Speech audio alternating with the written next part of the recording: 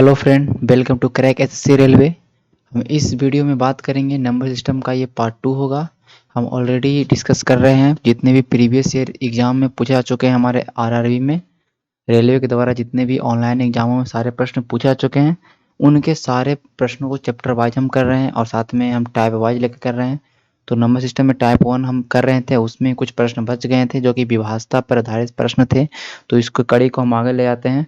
तो आज का हमारा पहला प्रश्न है, निम्नलिखित में कौन सी संख्या 4 से पूर्णतः विभाजित है। बहुत ही हम छोटे छोटे वीडियो बनाएंगे जिससे कि आपका बहुत जल्दी कंसेप्ट क्लियर हो और आपके एग्जाम में ज़्यादा हेल्पफुल हो और जल्दी से सिलेबस भी कंप्लीट हो। ठीक है। तो कह रहा है कि कौन सी ऐसी संख्या है जो 4 से पूर्णतः विभाजित है। तो 4 की विभाज्यता का नियम आपको पता है कि जो लास्ट का 3 अंक है वो 4 से विभाजित हो जाना चाहिए। लास्ट का 3 अंक 4 से अगर विभाजित है तो संख्या 4 से पूर्णतः विभाजित हो गई। हम देखते हैं लास्ट के 3 अंक 176।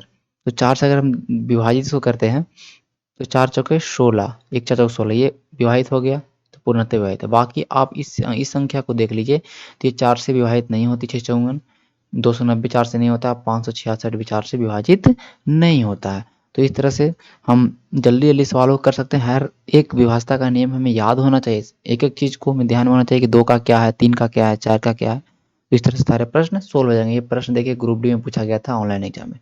चलिए तो नेक्स्ट प्रश्न चलते हैं। कह रहा है कि किसी प्राकृतिक संख्या को 4 5 6 अथवा 7 से विभाजित करने पर प्रत्येक मामले में एक शेष बचता है, तो वह छोटी संख्या कौन है। देखिए छोटी संख्या जब भी बात करेंगे, जैसे कि हम मैंने बताया था आपको कि छोटी संख्या जब भी आपको निकालना हो तो जो भी दिया रहेगा जिसे विभाजित किया जाए करने पर, तो हम क्या करते हैं, जैसे क्या बोला कि 4 5 6 और 7 से विभाजित हो, लेकिन हर मामले में एक शेष बच जाए। ठीक है। अगर टोटली विभाजित करने की बात करें छोटी संख्या, तो हमें पता है कि इसका एलसीएम जो निकालेंगे, तो जो एलसीएम आएगा, जैसे कि इसका एलसीएम आएगा 420। ठीक है, आप निकाल कर देखिए 4 5 6 7 का एलसीएम तो 420 आएगा। तो 420 जब एलसीएम इसका आएगा तो 420 तो है, ये सबसे विभाजित हो जाएगा। लेकिन पूछ रहा है भाई कि विभाजित होने पर भी एक शेष बचे, तो हम एक जोड़ देते इसमें, 421। तो 421 को जैसे भाग दिया 4 से तो कट जाएगा, लेकिन एक शेष बच जाएगा। 5 से कटेगा तो एक शेष बच जाएगा। मतलब कहने का मतलब हमने एक जोड़ दिया। जो 420 था वो ओरिजिनल में सबसे विभाजित था, लेकिन जैसे ही एक जोड़ा तो सब में बच जाएगा। तो वही हो गया इस तरह से। तो जब भी छोटी संख्या बोले तो एलसीएम निकालिए, बड़ी संख्या बोले तो एचसीएफ निकालिए। मैंने ये पहले बताया आपको। ठीक है, नेक्स्ट सवाल की ओर चलते हैं। ये आरआरबी पैरामेडिकल एग्जाम में, तो आरआरबी के द्वारा जितने भी एग्जाम में पूछे गए सवाल सारे कंप्लीट हो जाएंगे। इससे क्या होगा, क्या पता चल जाएगा कि इस तरह के सवाल आ रहे हैं एग्जाम में। ओके, नेक्स्ट सवाल की ओर चलते हैं। कौन सी सबसे बड़ी संख्या है जो 105 को विभाजित करने पर शेषफल 9 देती है और 164 को विभाजित करने पर शेषफल 20 देती है। इस तरह के प्रश्न आते हैं। बोले देखिए भाई, अगर 105 से विभाजित करिएगा ना तो 9 शेषफल देगा, और 164 विभाजित करिएगा ना तो 20 शेषफल देगा। इस तरह के प्रश्न आएंगे। तो क्या करना होता है ना, विभाजित करने पर 9 शेषफल तो घटा दीजिए इसको। 105 में 9 जाएगा कितना बचेगा बताइए, 94। सॉरी, हाँ कितना हो जाएगा, 96। ओके, और यहाँ 164 में 20 करेंगे, माइनस करेंगे तो 144। अब कुछ नहीं करना। अब 96 और 144 को बात कुछ नहीं करना। क्या करनी है, 96 44 को क्या कर दीजिए, तो बस इसको आप इससे भी निकाल दीजिए। जब भी इस तरह के प्रश्न आए बड़ी संख्या ज्ञात करने के लिए बोले, देखिए बड़ी संख्या तो हम इससे भी निकालते हैं। बोला कि 105 से जब विभाजित कर रहे हैं तो 9 शेषफल बच रहा है, तो उसे शेषफल घटा दीजिए। 164 विभाजित करने में 20 शेषफल बचा तो शेषफल घटा दीजिए। अब जो आता है उसका एचसीएफ निकालिए। तो 196 सॉरी 96 144 का जो एचसीएफ आएगा वो कितना आएगा भाई, 24 आएगा। देखिए 24 चौके 96, 24 छक्के 44 से 24 एक ऐसा हाईएस्ट फैक्टर है कि सॉरी 24 नहीं, सॉरी 24 नहीं, ओके 48 होगा। ठीक है, 48। क्योंकि देखिए 48 दूनी 96 और 48 थी 144। 24 क्यों नहीं, लेकिन देखिए हाईएस्ट हमको निकालना होता है, हाईएस्ट कॉमन फैक्टर। इससे क्या बोलते हैं, हाईएस्ट कॉमन फैक्टर। ऐसे भी 96 144 का आप निकालिएगा तो 48 ही आएगा इससे। ठीक है, देख लीजिएगा। लेकिन 96 नहीं ले सकते क्योंकि 96 ये इसको डिवाइड करेगा लेकिन इसको डिवाइड नहीं कर पाएगा। तो इस सवाल का उत्तर हो जाएगा 48। चलिए नेक्स्ट सवाल की ओर चलते हैं। कह रहा है वो कौन सी सबसे बड़ी संख्या है जो बड़ी बड़ी संख्या बोल दिया। जब बड़ी संख्या मैंने क्या बताया था बताइए। तो ये बड़ी संख्या बोला कि बड़ी संख्या पिछले सवाल में हमने क्या किया था भाई, इसमें बड़ी संख्या था तो एचसीएफ निकाला। अब देखिए इसमें भी भैया बड़ी संख्या तो इसमें भी एचसीएफ निकालना पड़ेगा। कह रहा है कि जब 258 से भाग दे रहे हैं तो 2 शेष बच रहा है, और 323 से जब भाग दे रहे हैं तो 3 शेष बच रहा है। बात खत्म है, घटाना है, हम कुछ नहीं करना, घटाना है भैया। और जो नीचे आएगा उसका निकालना है भैया एचसीएफ। देखिए 256 और 320 का एचसीएफ क्या होगा, तो इसका एचसीएफ निकालने का सबसे अच्छा तरीका है कि ऑप्शन से भाई चलिए आंसर आपका आ जाएगा, क्योंकि आपका आंसर एचसीएफ ही होना है। 40 से ये दोनों कटेगा नहीं, खत्म हो गया, ये कटेगा ये नहीं कटेगा। 24 से देखिए, 24 अगर हम करेंगे तो 24 से ये कटेगा, नहीं 24 से ये नहीं कटेगा, खत्म है, खत्म भाई। 24 से कटेगा नहीं तो खत्म है। अब देखिए 132 में ये नहीं कटेगा, खत्म है। तो उत्तर है 64। 64 से देखिए दोनों कटेगा, 64 चौको 56 और 64 पच्चीस 320, तो 64 आपका एचसीएफ भी होगा। आप जिस तरीके से एचसीएफ निकालते हैं उस तरीके से निकाल सकते हैं, उत्तर वही आएगा 64। इस सवाल का उत्तर होगा 64। ऐसी संख्या है जो दो और इतना इतना से भाग करने पर, कहने का मतलब 2 और 3 शेष बचेगा, ठीक है। चलिए इसे नेक्स्ट सवाल की ओर चलते हैं। कौन सी संख्या 6 से विभाज्य का नियम आपको पता है कि 2 से भी होना चाहिए और 3 से भी होना चाहिए। अच्छा 2 से तो ये नहीं है, खत्म। 2 से सब है, बाकी चेक करना है 3 से कौन कौन है। 3 से करने का उपाय क्या है भैया, जोड़ दीजिए। 8 7 15, 15 3 18, 2 20, 1 21। 8 7 15, 15 3 18, 2 20, 1 21, 21। ये 3 से विभाजित है, क्लियर। 3 से विभाजित भी है और 2 से विभाजित है, तो 6 से विभाजित तो कन्फर्म होना ही है। आगे देखिए ये 2 से है, लेकिन देखिए 7 3 10 2 12 1 13, 13 3 से होगा नहीं। अब देखिए 2 1 3 3 6 8 14 और 14 8 22, ये भी नहीं होगा, तो हमारे सवाल का उत्तर होगा ये। तो इतने इजी इजी सवाल आते हैं ना कि आप इजीली कर पाइएगा, कोई आपको परेशान होने की बात है ही नहीं, ठीक है। कहीं भी थोड़ा सा परेशानी आपको नहीं होगा इस तरह के प्रश्नों में, अगर आप मेरे साथ बने रहिएगा तो आपका एक एक जितने भी मैथ हैं, जितने भी मैथ ग्रुप डी में पूछे जा चुके हैं और एनटीपीसी या कुछ भी जेई का एग्जाम हो या कुछ भी रेलवे के द्वारा, सारे प्रश्नों को हम सोल्व कर देंगे। इसका जितना भी वीडियो बन सके मैं बनाऊंगा, जब तक कि आपका एग्जाम ना हो जाए ग्रुप डी का। तो ग्रुप डी वाले जो भी स्टूडेंट हैं उनके लिए तो बहुत ही महत्वपूर्ण है, सारे वीडियो को रोज देखते रहिए। और जीएस का ही वीडियो आएगा तो उसमें भी और मजा आएगा देखने में, ठीक है। करे ये जो संख्या है ना भाई, बताओ एक्स के मान बताओ जो 6 से पूर्ण, ये संख्या का पहले बारे में बता दिया कि 6 से भाई विभाजित है। फिर बोला कि एक्स के मान बताओ जो 6 से विभाजित है। तो 6 से विभाज्यता का नियम हमको पता है कि 6 से विभाज्यता का नियम पहला बात कि 2 से विभाज्यता होना चाहिए। तो 2 से विभाजित तो होगा क्योंकि लास्ट में देखिए सम संख्या, तो लास्ट में सम संख्या तो 2 से विभाजित होगा कन्फर्म। हमको 3 से चेक कर लेना, अगर 3 से विभाजित होगा तो 6 से विभाजित होगा। देखिए 9 8 हमें कि 2 से चेक करना था और 3 से, तो हम 2 से हमने चेक किया तो सेटिस्फाई हो गया।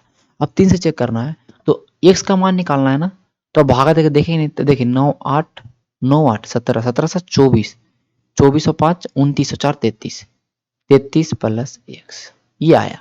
अब एक्स का क्या मान रखो ना कि भाई 3 से विभाजित हो जाए, ठीक है। 33 प्लस एक्स, एक्स का मान अगर 1 रखिएगा 34, 34 3 से विभाजित होगा नहीं होगा। 5 रखिएगा 38, 33 3 36, तो 3 मान रखेंगे एक्स का ना तो 36 हो जाएगा। और 36 3 से विभाजित है तो यहाँ पर एक्स का मान 3 रखिए, फिर जोड़ लीजिए। देखिए 9 8 17 7 24 3 27 और 5 32 4 36, तो 3 से विभाजित है। 3 से विभाज्यता का नियम ये कहता है कि संख्याओं का योग 3 से विभाजित है तो संख्या 3 से विभाजित हो सकता है। ओके, तो आपका क्लियर होगा सवाल। चलिए नेक्स्ट सवाल की ओर चलते हैं। नेक्स्ट सवाल हमारा क्या है, ओके, इसके बाद हम देखते हैं नेक्स्ट सवाल हमारा क्या है। ओके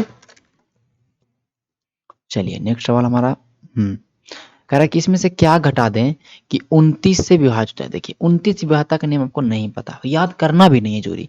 कह रहा है कि 1200, बहुत सिंपल सवाल है, बहुत ईजी सवाल है, इसको सोल्व कर सकते हैं। बोला भैया 29 से जब भागा देंगे ना 1265 को ना, तो पूर्णतः विभाजित होना चाहिए, क्या घटा दें। ऐसा भी 29 से विभाजित नहीं, लिंक करेंगे। देखिए 29 दूनी 100, 29 दूनी 58, 58 मतलब 29 चौको लगाएंगे तो कितना आएगा 116, यही आएगा ना 116। देखते हैं 10 105। अब देखिए 29 दूनी 58, 29 दिया 87, 29 दिया कितना होगा भैया 87, 29 चौको कितना आ गया 116, 29 चौको कितना आ गया 116, नहीं 4 से लगेगा नहीं 3 से लगेगा, 29 दिया 87। अब देखिए तो कितना ज्यादा आ रहा है 18, कितना आ रहा है भाई 13 और 5 18 ज्यादा आ रहा है। अगर यही 18 नहीं कम रहता तो पूर्णतः विभाजित होता। ये 18 जो शेष बच गया ना, यही घटा दीजिए। देखिए यहाँ पर अगर 18 घटाते हैं, 18 घटा दें तो इसका हो जाएगा, इसका जो हो जाएगा ना, ये क्या 18 घटाइए कितना होगा 1247। देखिए ये 29 से कितना विभाजित, देखिए 29 चको 116 87, देखिए हो गया कि नहीं। तो जो शेष बच गया उसी को घटा दीजिए तो वो संख्या पूर्णतः विभाजित हो जाएगी, क्योंकि ये फालतू आ रहा है ना, फालतू। तो हमारा सवाल का उत्तर हो जाएगा 18। चलिए नेक्स्ट सवाल की ओर चलते हैं। सेम पैटर्न पे सवाल होगा, तो इस सवाल को आप देख सकते हो, एकदम सेम पैटर्न पे सवाल होगा, ठीक है। अब नेक्स्ट सेम सवाल क्या कर रहा है भाई कि 1184 में क्या घटा दें, 1184 में क्या घटा दें कि एक कैसे पूरी तरह विभाजित हो जाए। अब 1184 में क्या घटा है भाई, बात खत्म। कह रहे 21 में घटाना 1184 में के पूरे दर। बहुत सिंपल है, सिंपल सवाल है। ओके, 21 को गुना करें, 21 बचे 105, 13, 21 छके 26 से, ठीक है। आपको सारा याद करना पड़ेगा टेबल भी। 8 बच गया। देखिए अगर ये 8 जो फालतू आ रहा है, यही 8 को अगर घटा दें 1184 में, तो ये एक ऐसे पूर्णतः विभाजित हो जाएगी। तो शेष आएगा उसी को हटा दीजिए तो वो संख्या पूर्णतः विभाजित हो जाएगी। ठीक है। अगला सवाल कह रहा है भैया 1456 में क्या जोड़ दें कि 6, 5, 4 से। मैंने इस तरह के सवाल पहले करा दिया कि 6, 5, 4 से पूर्णतः विभाजित होना चाहिए छोटी संख्या। तो 6, 5 और 4 का पहले एलसीएम लीजिए। तो 6, 5, 4 का एलसीएम कितना होगा आप बता सकते हो? देखिए 6, 5, 4 का अगर हम एलसीएम निकालते हैं, देखिए 30 क्यों नहीं होगा, क्योंकि 30 4 से विभाजित नहीं है। 60 कर सकते हैं, हाँ 60 देखिए सबसे हो जाएगा। तो 6, 5, 4 का एलसीएम 60 होगा। अब जो संख्या आएगी वो 1456 होगी, साथ में प्लस 1 होना है। क्या है 1456 प्लस 1 उसमें जुटना चाहिए, ठीक है, तभी वो विभाजित हो सकती है 60 से। अब देखिए 60 से विभाजित 60 का मल्टीपल होना चाहिए, ठीक है।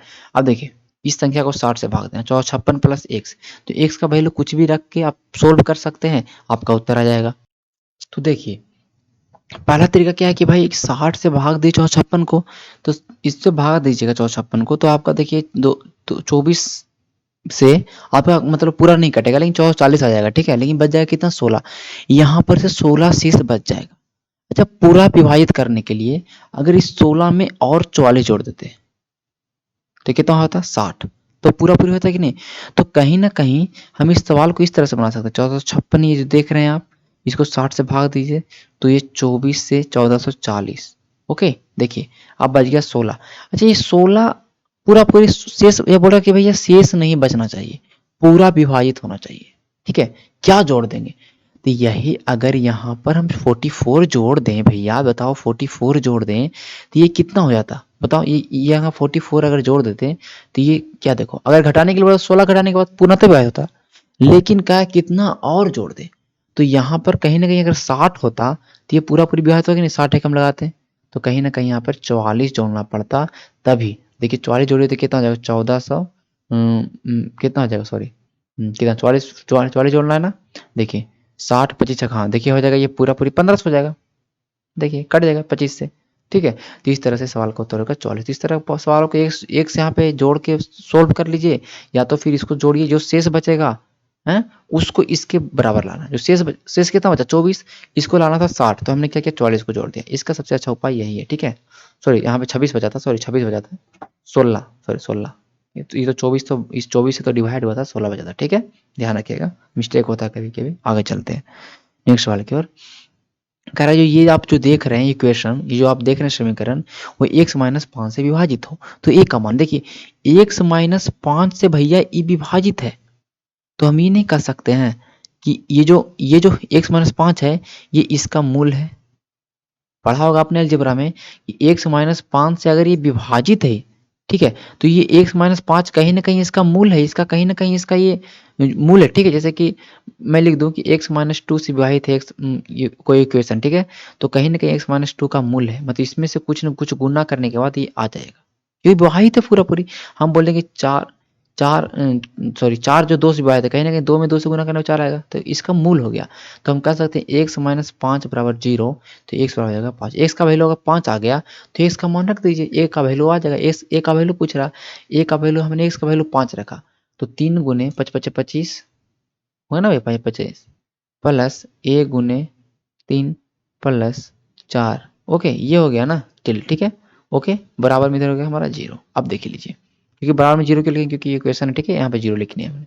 25 या 75 प्लस 3a प्लस 4 बराबर 0, ओके। तो यहाँ 75 में से 4 75 4 कितना 79 बराबर माइनस 3 है, ए बराबर हो जाएगा भैया 79/3, 79/3, ओके यही है ना 79/3। देख लीजिए सॉरी सॉरी 5 था ना, सॉरी यहाँ 5 था, सॉरी 5 था, मिस्टेक देखिए हो गया, ओके। तो 5 से भाग देंगे, ठीक है। तो यहाँ ए बराबर हो गया भैया 79/5, देख लीजिए बहुत सिंपल है।